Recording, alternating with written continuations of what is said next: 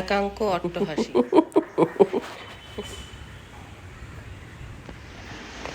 রাগ ওঠে না? যা বের কর ওখান থেকে, ওটা বের করতে পারছিস না তুই? আমার কর্তাকে নিয়ে হাসপাতালে গেলাম।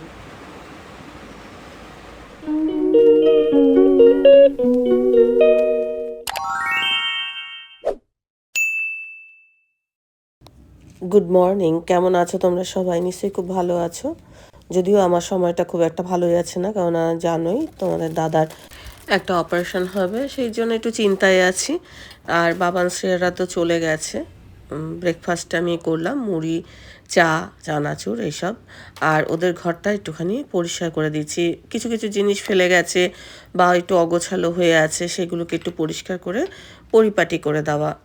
যাওয়ার সময় হয়তো জামা কাপড় কিছু পড়েছিল, সেগুলো পড়ে রয়েছে, সেগুলোকে জায়গায় তোলা, বা যেটা কাচতে হবে সেগুলোকে ঠিক একটা জায়গায় গুছিয়ে রাখা।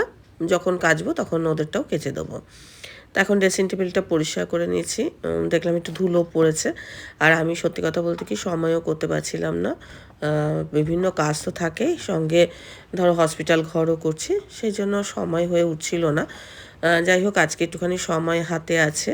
আর রান্নাটা একটু দেরিতে করব, সেই জন্য ভাবলাম যে এই কাজগুলোকে একটু সারি। তো ড্রেসিং টেবিলের কিছু কিছু জিনিস তুলে রেখে দিলাম, আলমারিতে তুলে রেখে দিলাম।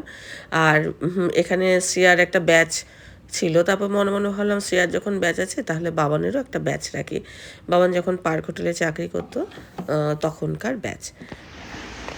রাগ ওঠে না? যা বের কর ওখান থেকে, ওটা বের করতে পারছিস না তুই? হ্যাঁ, বের কর। মানে বলদ বলতে গেলে এই একটা বলদ বোঝায়। যা বের কর।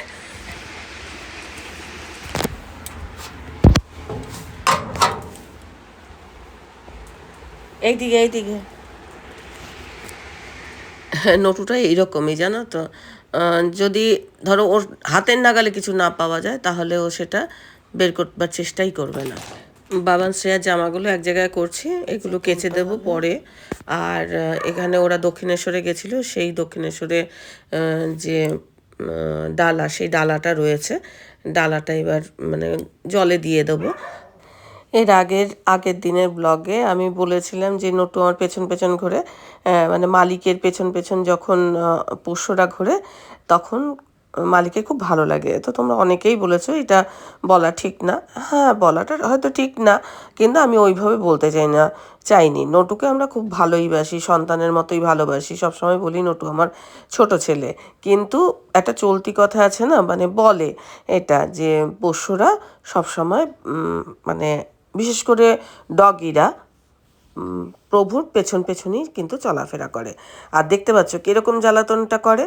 হ্যাঁ, আমাকে এই কাজ করতেই দেবে না। শ্রেয়া যখন এরকম ঘরটা পরিষ্কার করতো, তখন শ্রেয়ার সঙ্গেও এইভাবে এরম ব্যবহার করতো। আর শ্রেয়া এত ভয় পেত, এখন এই যে বলটা ছুঁড়ে দিচ্ছি, বলটা নেবে না, এতক্ষণ এই বলটার জন্য কু কু কু কু করে অনেক কাজ ছিল। এখন আমার সঙ্গে এই কাপড়টা নিয়ে টানাটানি, মানে এই চলছে। এবার এইটা যদি নিতে আসিস না, পিঠের ছাল চামড়া তুলে দেবো বলে দিলাম। অন্যটা দিয়ে করতে এসছি। আবার জানলার সামনে দুটো হচ্ছে চিংড়া হয়েছে।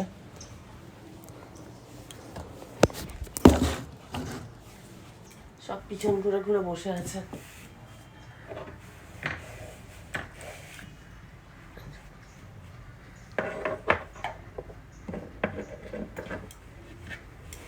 পেছন ঘুরিয়ে রেখে গেছে মনে নাকি? না না, পাওয়ানকে জিজ্ঞাসা করছিলাম, বাবা বলছে ঘুমের ঘরে হাত টাত লাগে তখন ঘুরে যায় এগুলো। আমি বলছিলাম এগুলো কি সব ঘুরিয়ে রেখে গেছিস নাকি? বলছে যে না না, ঘোরায়নি।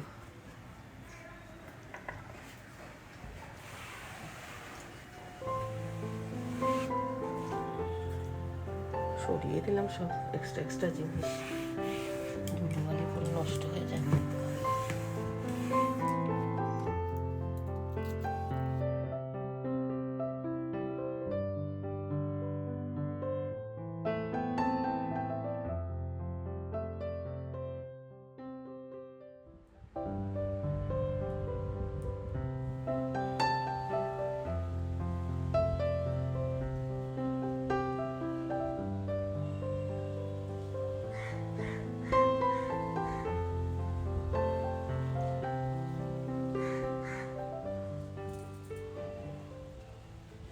বাইরে তো খুবই মেঘ করেছে, বৃষ্টি তো নামবেই।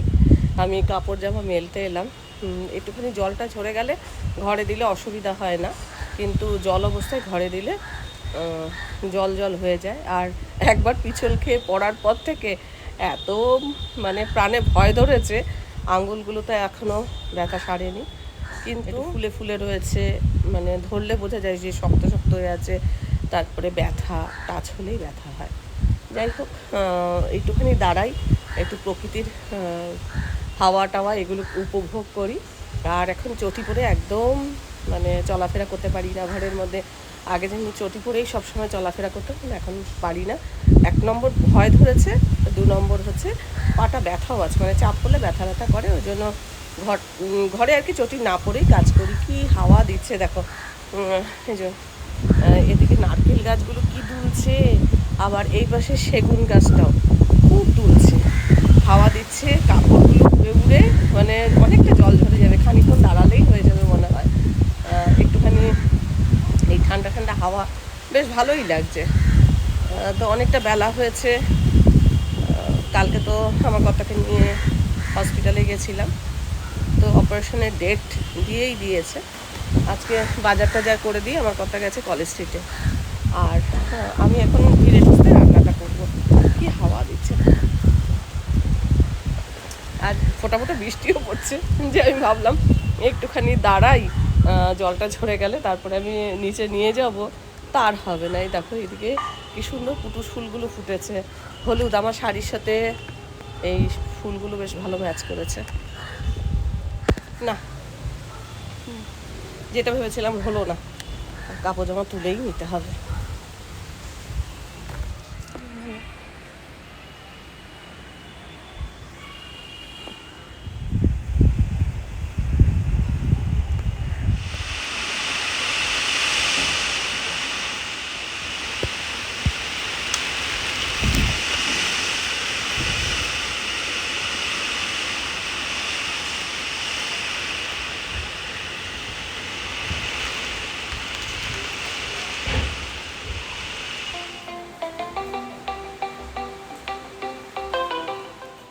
ছাদের থেকে আসার সময় একটু জুঁইয়ের যে স্টিক সেইটা তুলে নিয়ে এলাম, আর বোগেনভিলিয়ার কিছু স্টিক তুলে নিয়ে এসেছি। তো ফুলদানি সাজাবো মনে মনে ঠিক করেছি। আর এসে দেখলাম বাবান ফোন করছে।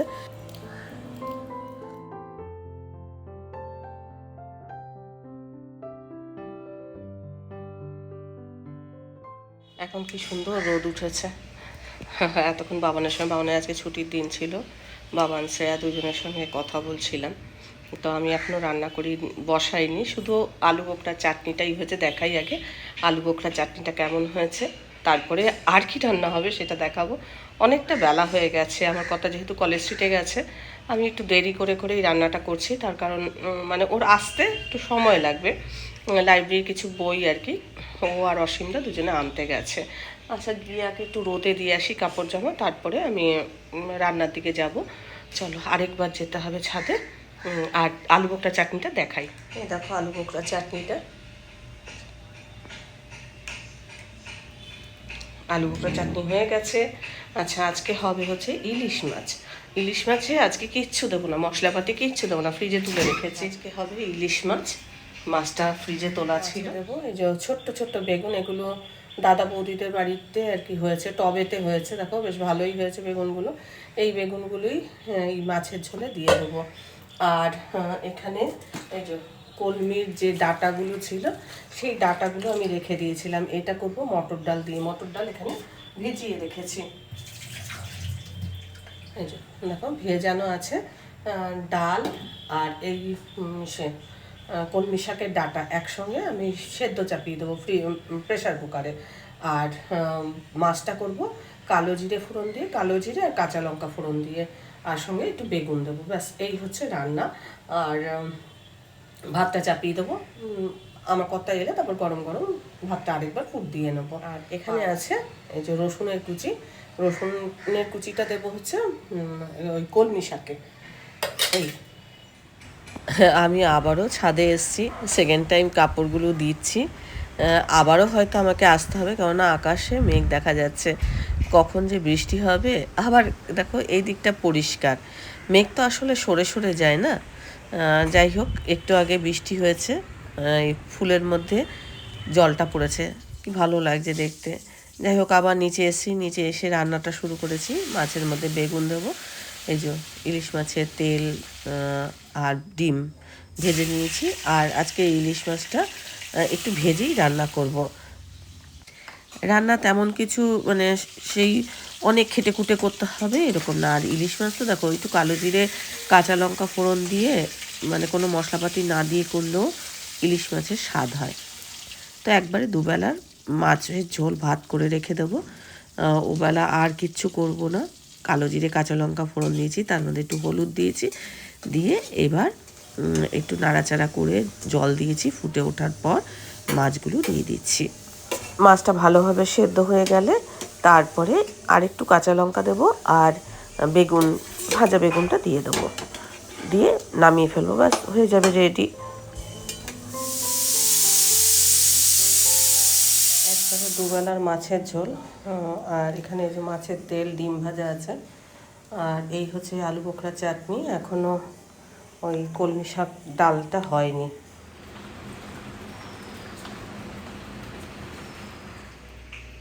এই কটা বই? হ্যাঁ, এই করেই তো আবার কি। নাটকের বই আনতে গেছিলে? নাটকে ও, তার মানে নাটক আবার হবে, সেই প্রস্তুতি এতে চলবে। বাস্তবে না, একটা বই ধরো, একটা বুড়ো বইয়ের মধ্যে 5টা নাটক, তার মধ্যে একটা সিলেক্ট হলো হয়তো। দেখাও কি কি নাটকের বই এনেছো। একাঙ্ক অট্টহাসি, তার মানে হাসির স্বভাব, সবই বুঝলে।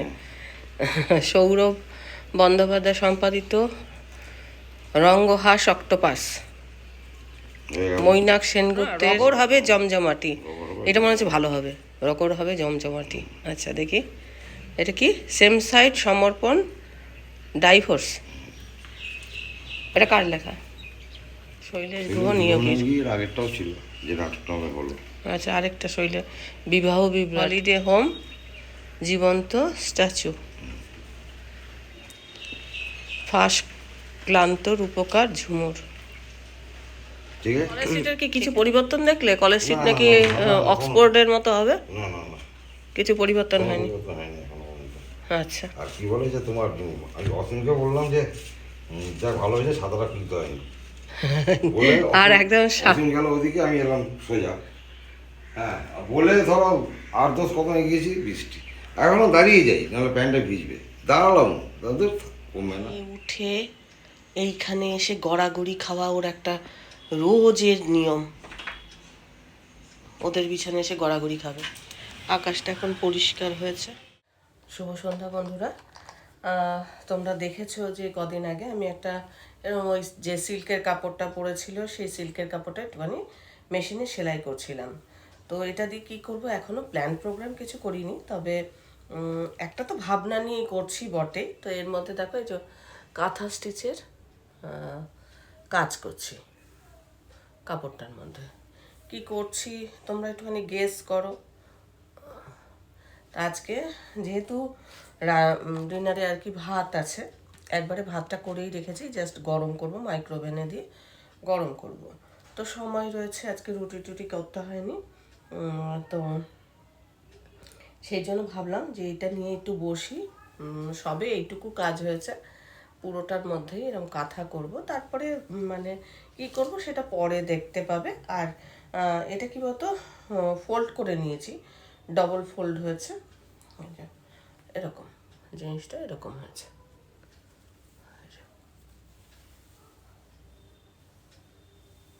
এরকম কাঁথার কাজ করছি। হ্যাঁ, ওই একটু একটু করে করব, করলে কমপ্লিট হয়ে যাবে।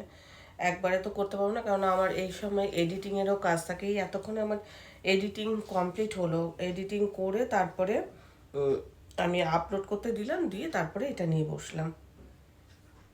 এই পা দিয়ে চেপে ধরে তারপরে কাপড়টা টান টান করে করলে সব থেকে ভালো সেলাইটা হয়, তাড়াতাড়িও হয়ে যায়। এটা যেদিন আমি শুরু করেছিলাম তোমাদের দেখিয়েছিলাম, তো সেই দিনই এতটুকু সেলাই করেছি, তারপরে আর হয়নি।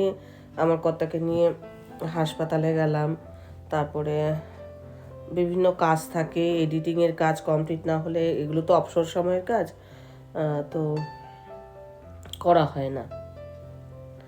আচ্ছা, চট পেকে গেল। একটু বড় বড় করে ফোড় দিয়েই করছি। এই সর্দি কাশি হওয়ার জন্য মুখে একটুখানি ঘা ঘা মতো হয়েছে, যার জন্য মুখটা ঠোঁট টোটগুলো না খুব জ্বালা জ্বালা করছে। আমাদের পাড়ার মৌসুমীকে দেখলে নটু ভীষণ ভয় পায়। আমার যেটা ধারণা, নটু কাউকে ভয় পায় না এরকম, কিন্তু মৌসুমী যদি ধরো মৌসুমী যদি বাইরে বেরোয়, নটু সঙ্গে সঙ্গে দৌড়ে ঘরে ঢুকে যাবে। আর মৌসুমী কত আদর করতে চায়, কিন্তু কিছুতেই নটু যাবে না। ওই একটা মানুষকে নটু একদম পছন্দ করে না। কেন করে না সেটা আমার ধারণা, যে মৌসুমীর অনেকগুলো কুকুর আছে, ও এমনি কুকুর বিড়াল ভীষণ ভালোবাসে। আমি অনেক সময় ভাবি মৌসুমীর কাছে নটুকে রেখে এদিক ওদিক যাব, কিন্তু নটু একদম মানে ওকে পছন্দ করে না। ও না, আমার মনে হয় যে যখন কুকুররা বেরোয়, ঘরে ঢুকতে চায় না, তখন ও কী করে, পা দুটোকে ধরে কুকুরগুলোকে একটা একটা করে ঘরে ঢুকায়। আমার মনে হয় নটু উপর থেকে বসে বসে দেখে, এই কারণে একটু ভয় পেতে পারে। এই একটা কারণ হতে পারে। আরেকটা কারণ হতে পারে যে ও মৌসুমী অনেক সময় লাঠি নিয়ে ওদেরকে মানে ভয় দেখায় যে চল ঘরে ঢোক, ঘরে ঢোক। এটাও একটা কারণ হতে পারে। আমার মনে হয় লাঠি টাঠিগুলো দেখে বলে মনে হয় ও যেতে চায় না। কিরে, এদিকে আয় তো, তুই বল তো একটু, সবার কাছে একটু বল তো বাবু। এই যে যে যে যে বল তো, কেন মৌসুমীকে তুই ভয় পাস? এদিকে এদিকে। খেলনা আনতে চলে গেল। হাই লাঞ্চ তাহাই ডিনার, শুধু কি নেই আমাদের, কোনটা নেই? সবই আছে, সূর্যে আমরা নেই। না, মাছের তেলের পটাটোটা নেই, খালি একটা ডিম আছে, দুজনে ভাগ করে নেব। ভালোই বলেছো তুমি। যাই হোক, এখন আমরা ডিনারটা সারবো, সব জিনিস গরম করা হয়ে গেছে, এখন খাবো আর শোবো। তো চলো এরই সঙ্গে ব্লগটাও শেষ করি। ব্লগটা দেখে ভালো লাগলে অবশ্যই একটা লাইক দিও, প্রচুর প্রচুর শেয়ার করো। আমার চ্যানেলটা ভালো লাগলে অবশ্যই সাবস্ক্রাইব করে আমার পাশে থেকো। আজকের পর্বটা আমি এখানে শেষ করছি। দেখা হবে নতুন একটা পর্ব নিয়ে, নতুন কিছু নিয়ে। ততক্ষণের জন্য টাটা।